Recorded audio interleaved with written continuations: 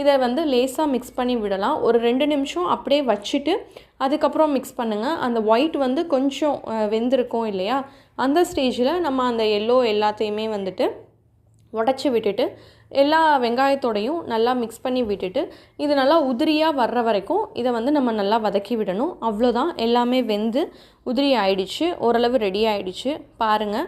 இந்த ஸ்டேஜில் நம்ம என்ன பண்ண போகிறோம் அப்படின்னா கொஞ்சமாக நல்லெண்ணெய் ஊற்றிக்க போகிறோம். நல்லெண்ணெயோட ஃப்ளேவர் வந்து இன்னும் சூப்பராக இருக்கும். ஸோ நீங்கள் இந்த ஸ்டேஜில் ஊற்றுனீங்க அப்படின்னா கரெக்டாக இருக்கும். ஊற்றிட்டு ஒரு தடவை மிக்ஸ் பண்ணி விட்டுட்டு கொஞ்சமாக கொத்தமல்லி இலையை தூவிட்டு நம்ம அடுப்பை ஆஃப் பண்ணிடலாம். அவ்வளோதான், ரொம்பவே சூப்பரான எக் பொடி மாஸ் ரெடி ஆகிடுச்சு. நீங்களும் இதே மாதிரி பண்ணி பார்த்துட்டு எப்படி இருந்தது அப்படின்னு சொல்லுங்கள். இந்த வீடியோ உங்களுக்கு பிடிச்சிருந்தது அப்படின்னா மறக்காமல் கீர்த்திஸ் கிச்சனை சப்ஸ்கிரைப் பண்ணுங்கள். அப்போ தான் இனி அடுத்து எந்த வீடியோ போஸ்ட் பண்ணாலும் உங்களுக்கு வரும்.